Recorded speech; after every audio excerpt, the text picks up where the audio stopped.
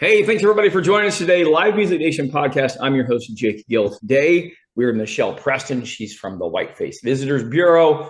Two major events throughout the summer and fall, hundreds of other events. So we're going to highlight a couple. Michelle, thanks for joining us today. Thank you so much for the opportunity. Absolutely. Give us a little background on you, Michelle. Where did you grow up? Talk a little bit about your career. Okay, well, I grew up in a small town in St. Lawrence County, and I went to a small private Christian school. Just a little bit about me. I, for many years, was a stay-at-home mom. I raised 4 children. And as a stay-at-home mom, I was always organizing school events and VBS and just lots of different parties and stuff, which kind of gave me a passion for organizing bigger events, which thus brings me to where we are today. So that's a little bit about me in a nutshell from leading me up to this point.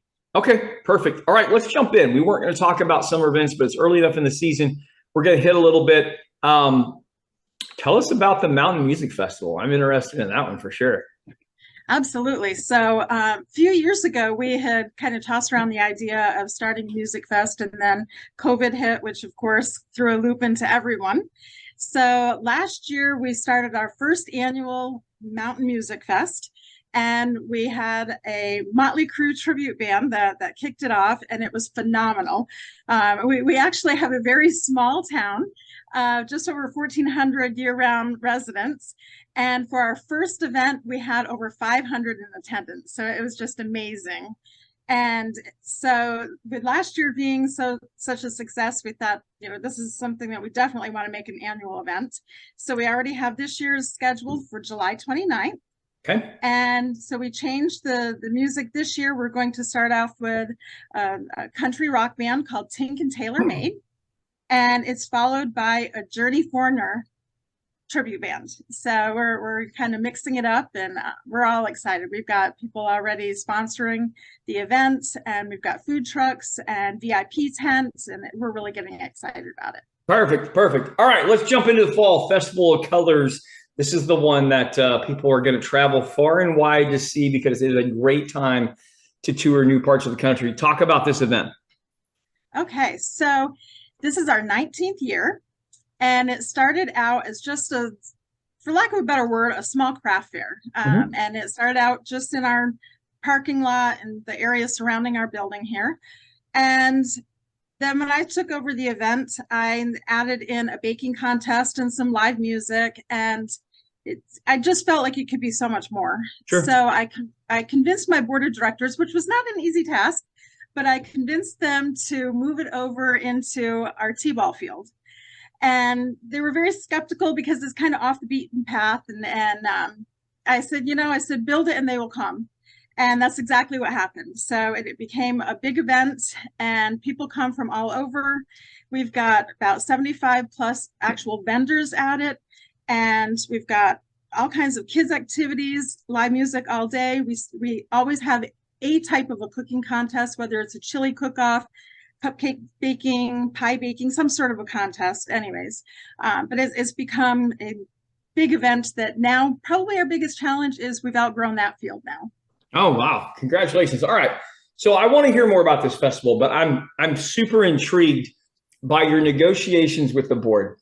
And there was a risk involved. So Michelle, let me ask you this first. What if it failed? Did that cross your mind? What was your plan if what they thought was going to happen worked, and you relocated? It was out of the way. People didn't do it.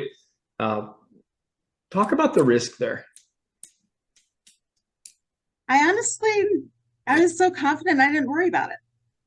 I knew I was right in that situation. I had so much confidence that this event was going to be a success, and I knew that the location with the proper signage and the passion that I had for it, I honestly didn't even consider no. I just didn't consider that an option. Where'd that confidence come from?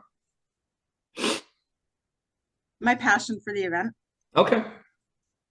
Yeah, that's perfect. All right, that's great. I wanted to hear it. I wanted to hear you say it because I knew there had to be something there. Okay, so person, they get out of their car. Let's say they travel in from a few hours away. What are they going to, I always ask the three questions. What are they going to see? What are they going to smell, meaning food? What are they going to hear, meaning music, environment? What's going on?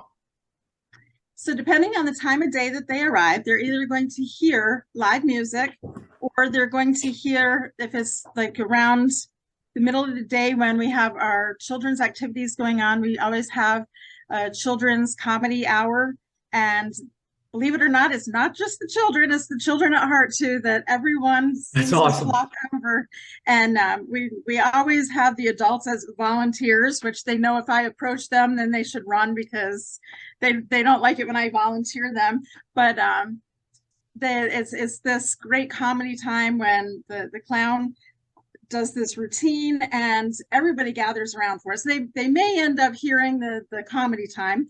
Otherwise, they're going to hear live music. They're going to see tents. They're going to see lots of fire trucks and big plows and stuff, or they're going to see just lots of vendors and food trucks. They're going to smell the food, obviously everything from burgers and French fries to maybe cappuccinos from the cappuccino truck. Hell yeah. There's beer, you name it. That's perfect. All right, good. Why this event? Let's talk about the timing of it, and let's talk about your community and why it's so important to it. The timing is interesting. It's called Festival of Colors, but it happens the second week in September, and the colors haven't necessarily popped as of yet. So I've had people question, why is it called Festival of Colors? And I like to say it's kind of like a rain dance. It's our way of saying, we're encouraging the colors to come. So that's kind of why we have it when we do. The weather has almost always been a perfect day. It's right that time of day where it's kind of cool in the morning, but it always warms up in the afternoon. And so it's just a perfect fall day. So that's why we have it when we do. All right, that makes sense. Okay, Michelle, a couple quick fun questions I always ask you because I am in live entertainment, live music full time. Best concert you've ever seen your entire life? Oh, see, now I was expecting you to ask me live performance, not live concert necessarily. We can do both. We can do both. Concert, I don't know. I'm stumped on that one. Live performance, though, I'm really into Broadway shows. All right, you're a Broadway girl. Okay, all right. Okay, yeah. And I'll probably surprise you with my favorite Broadway. It was actually King Kong. Really? And most people didn't even know that King Kong came to Broadway. And that's because it was only shown for 1 year, which is very sad because it really was breathtaking.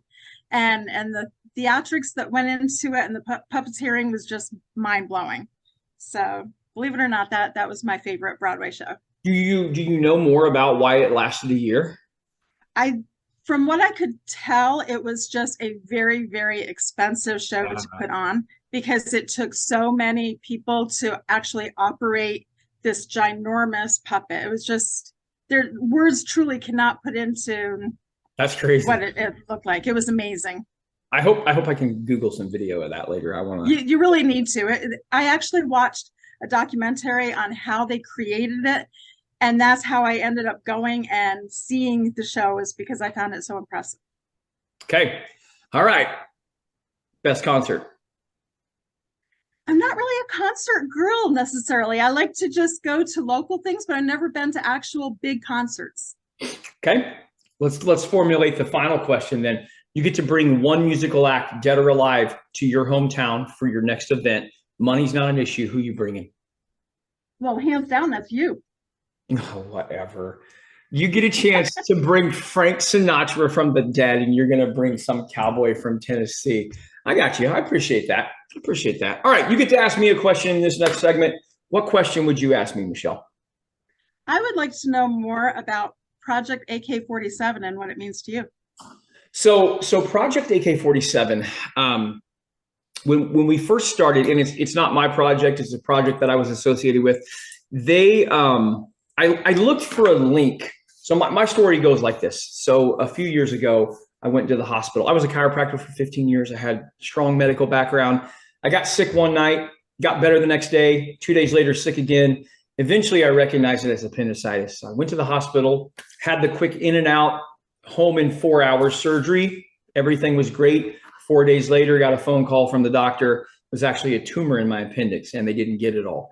So I had to go back in, had a massive surgery, took a third of my colon, woke up from that surgery, paralyzed from the waist down, inside, right leg didn't move, nothing was going right. Just by the grace of God, 5 days later, I walked out of that hospital.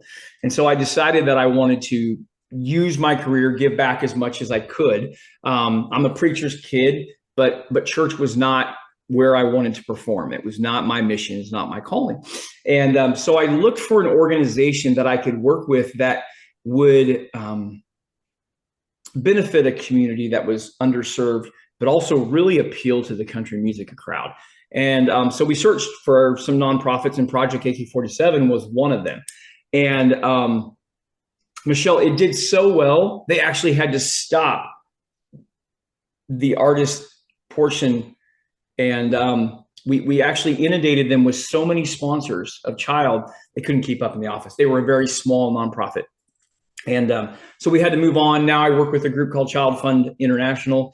They're much larger organization. They work with artists like Lauren Daigle and Newsboys and Michael W. Smith, and a lot of. So their volume is able to sustain bringing someone new on. So that's where Project AK-47 came from, and it's a great group. They rescue child soldiers in the Philippines and in Mexico from the cartel. It's an incredible project, and they do really, really good work. That's a great question. Thank you so much for doing your research. I appreciate it. You're welcome. Michelle, how do people find out more about the Whiteface Visitors Bureau and all of your events going on throughout the year? They can go to whitefaceregion.com. Whitefaceregion.com. Can't get any easier than that. That's all right. right. Well, when I get done today, I'm gonna go golf for a little bit, and then I'm gonna try to find some footage of this King Kong Broadway production. That is awesome. I will Absolutely. do that. All right. Have a great day, Michelle. Great. Thank you so much. Well, baby, I'm on it with a bottle